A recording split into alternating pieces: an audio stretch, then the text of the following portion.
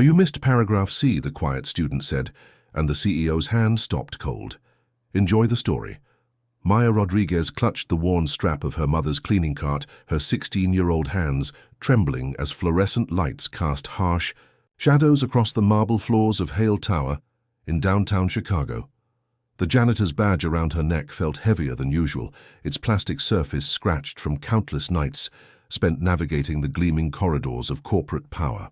Her faded hoodie, 2 sizes too large, hung like armor against the judgmental stares of late-working executives who barely acknowledged her existence. The building's silence was deceptive. Beneath its polished veneer lay secrets that could topple. Empires and Maya had just stumbled upon the most dangerous one of all. The 27th floor buzzed with an unusual energy that Tuesday evening. Maya had been wiping down the copy machine when she noticed a thick manila folder marked Final Draft in bold red letters. Her grandfather's voice echoed in her memory. The devil hides in the fine print, Mika. Something inexplicable drew her to those pages, not curiosity but conscience. As she read through the merger documents, her breath caught.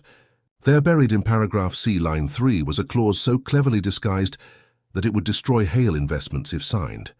The other company would walk away unscathed, while Jackson Hale's empire crumbled. Maya's heart pounded as she realized. She held the power to prevent a catastrophe, if anyone would listen to a janitor's daughter.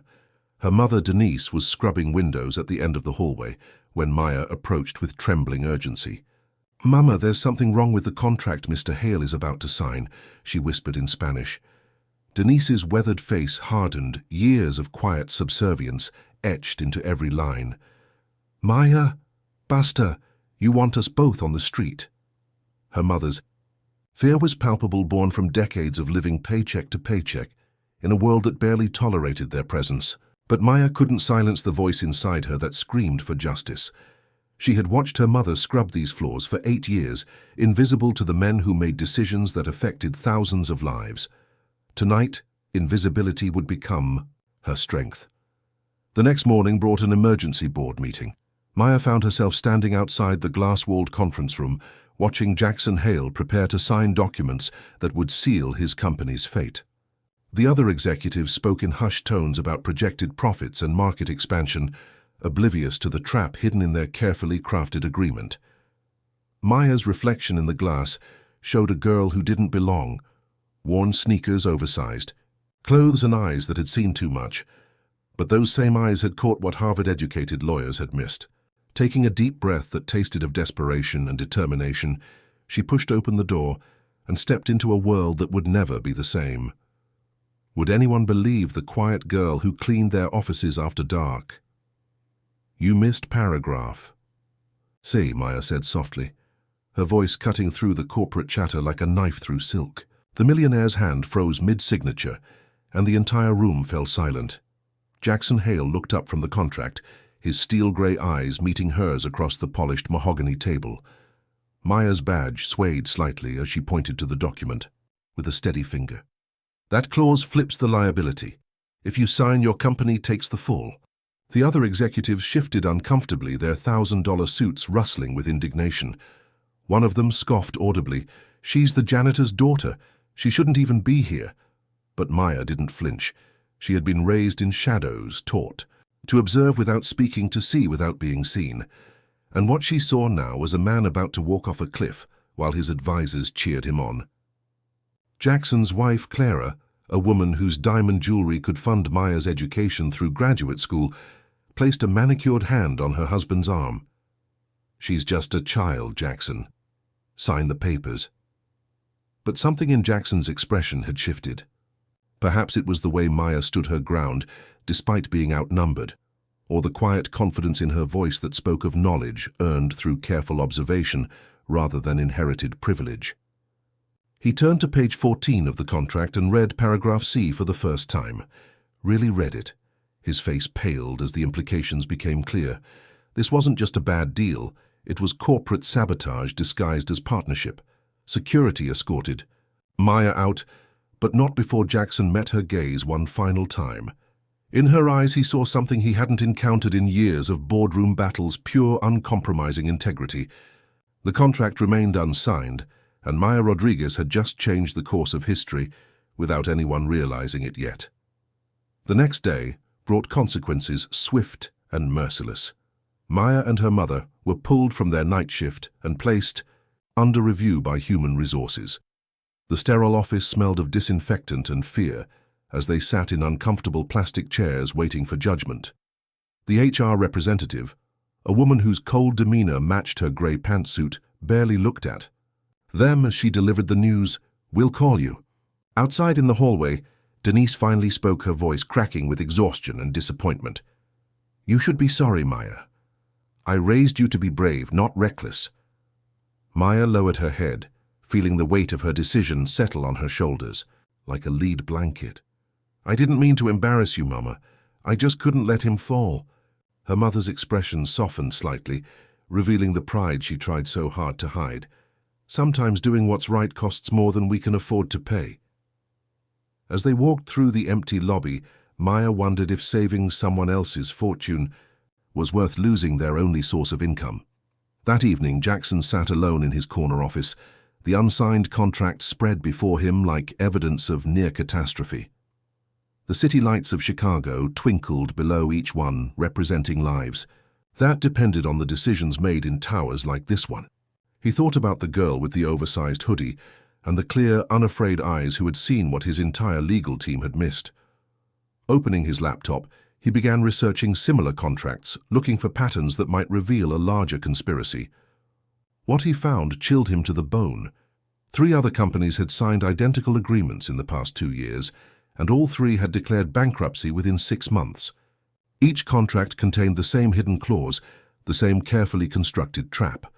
As he dug deeper into offshore accounts and shell companies, one name kept appearing: Robert Barnes, a former auditor who had tried to warn him about such schemes years ago. Jackson reached for his phone, knowing that his next call would either save his company or destroy everything he had built. The email arrived in Maya's inbox at 11:47 p.m., its subject line simple but loaded with meaning: "You saw it too."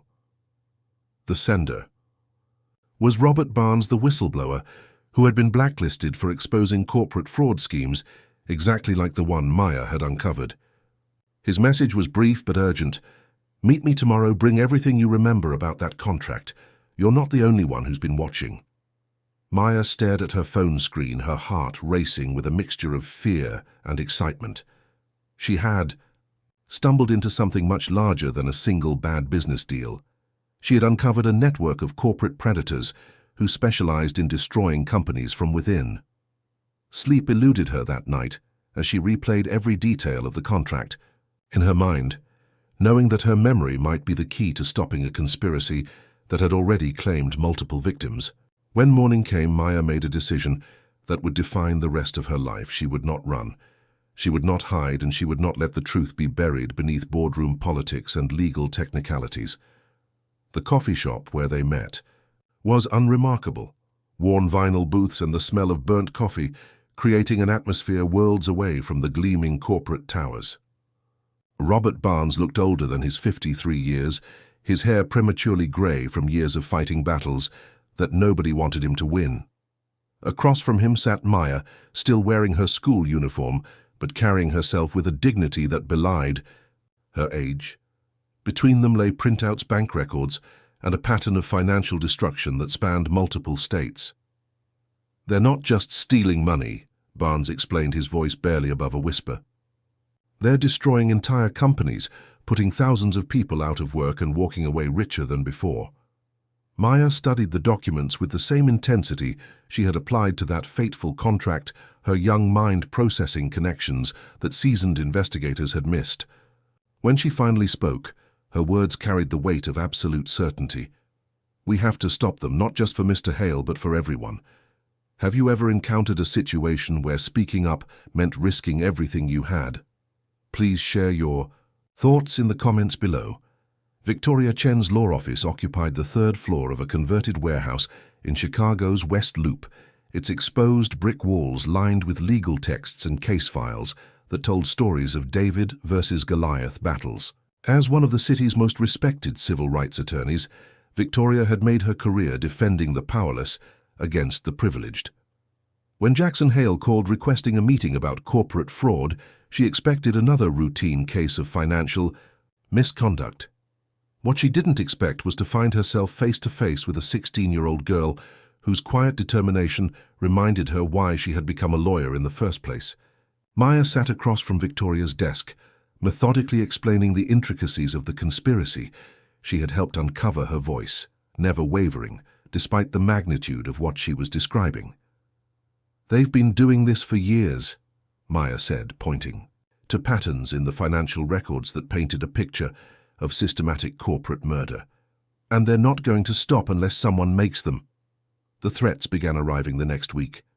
Maya found the first note slipped through the vents of her school locker. "We know where you live. Stay silent. Stay safe." The words were printed in block letters on expensive stationery, the kind used in corporate boardrooms to convey messages of power and intimidation. Maya showed the note to her mother, who read it with trembling hands before pulling her daughter into a fierce embrace. "Maybe we should listen," Denise whispered, her voice thick with the fear that had governed her life for so long. But Maya had crossed a line from which there was no return. She had tasted the power of speaking truth to authority, and the flavor was intoxicating. "I'm not backing down, Mama," she said, her young voice carrying a strength that surprised them both. Some things are more important than being safe. As the investigation deepened and more evidence came to light, Maya realized that her simple act of reading a contract had set in motion events that would either bring justice to the corrupt or destroy everyone who dared to challenge them. The courtroom was a battlefield dressed in mahogany and marble, its high ceilings and stained glass windows creating an atmosphere of solemn judgment. Maya sat in the witness box, her small frame dwarfed by the imposing architecture, but her voice steady and clear as she testified about the conspiracy that had nearly destroyed Jackson Hale's company. The defense attorneys, armed with expensive suits and condescending smiles, tried every tactic to discredit her testimony. They called her a child, unqualified, a janitor's daughter, with delusions of grandeur. But when Maya finally spoke directly to the jury, her words cut through their attempts at intimidation like sunlight through morning fog. "Just because I clean your floors doesn't mean I don't see the dirt." The silence that followed was profound, filled with the recognition that truth had just spoken with the voice of a teenager who had refused to be silenced. In that moment, everyone in the courtroom understood that they were witnessing something extraordinary: the triumph of integrity over influence, of courage over corruption. The verdict came on a grey Chicago morning, delivered by a jury that had seen through the smoke and mirrors of corporate deception to find the truth that Maya had first recognized in a simple contract clause. Guilty on all counts: conspiracy, fraud, racketeering, and corporate sabotage. Clara Hale, the wife who had betrayed her husband's trust for offshore bank accounts, received 10 years in federal prison. Her co-conspirator, the CEO who had orchestrated the scheme, received the same sentence. Outside the courthouse, reporters swarmed around Maya and her legal team, their cameras and microphones thrust forward like weapons seeking the perfect sound bite. When one reporter shouted above the crowd, "What do you want people to remember about this case?" Maya's response was characteristically simple and profound: "Truth doesn't care how clean your shoes are." The words would be quoted in newspapers across the country, becoming a rallying cry for those who refused to let power silence justice. In the weeks that followed, the trial transformation rippled through every aspect of the lives that Maya had touched. Jackson Hale restructured his company from top to bottom, removing every trace of his ex-wife's influence and implementing new oversight measures that would prevent such corruption from taking root again. He appointed Victoria Chen as the company's new head of ethics and compliance, creating a position that would ensure that Maya's courage would inspire future generations of employees to speak truth to power.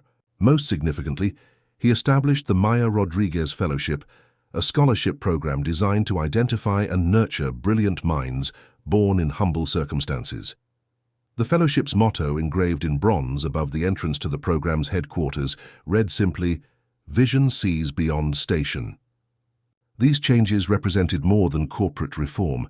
They embodied a fundamental shift in how power and responsibility would be understood and exercised in the modern business world. One quiet evening in late spring, Maya knocked on the door of Jackson's office, carrying an envelope that would complete her transformation from janitor's daughter to scholar and advocate. Her acceptance letter to Columbia University lay folded inside, along with a full scholarship that would allow her to study corporate law and continue the fight for justice that had begun with a single contract clause. Jackson read the letter, with tears in his eyes, understanding that he was witnessing the beginning of a career that would reshape the legal landscape for decades to come. "You've earned a seat at any table you want," he told her, his voice thick with pride and gratitude. Maya smiled, the same quiet confidence that had once saved his company, now radiating with the promise of future victories against corruption and injustice. "I want to make sure that every table has someone like me sitting at it," she replied. "Someone who remembers what it's like to stand on the outside looking in." Meanwhile, in a cold federal prison cell 3 states away, Clara Hale sat alone with the consequences of her choices. The luxury and privilege that had once defined her existence had been stripped away, leaving only the harsh reality of justice served. In her solitude, she was haunted by the memory of the girl she had tried to dismiss and silence, the janitor's daughter, whose quiet voice had proven more powerful than all of Clara's wealth and connections combined. Every night as she lay on her narrow prison cot, Clara was forced to confront the truth that Maya had taught the world: integrity cannot be bought, justice cannot be silenced, and sometimes the most important voices come from the most unexpected places. The girl with no title, no wealth, and no inherited power had wielded the most dangerous force of all, truth, and in doing so had changed not just the fate of a company, but the destiny of everyone who believed that doing right was worth any sacrifice. Maya's story spread far beyond the courtroom and corporate boardrooms, where it began becoming a beacon of hope for anyone who had ever felt powerless in the face of corruption or injustice. Schools across the country began teaching her story as an example of how one person's courage can create waves of change that transform entire systems. Her scholarship program grew into a national movement, identifying and supporting young people who combined intellectual brilliance with moral courage. Years later, as Maya walked across the stage at Columbia Law School to receive her degree, she carried with her the knowledge that her journey was just beginning. The quiet girl who had once cleaned floors in corporate towers would spend her career ensuring that no one's voice would ever again be silenced by power or privilege. Because sometimes the quietest voices reveal the loudest lies, and when the world chooses to look away, destiny sends someone who refuses to close their eyes. Congratulations, type 9 in the comments so that I know you stayed until the end with me. Thank you for watching, and until tomorrow's story on this same channel.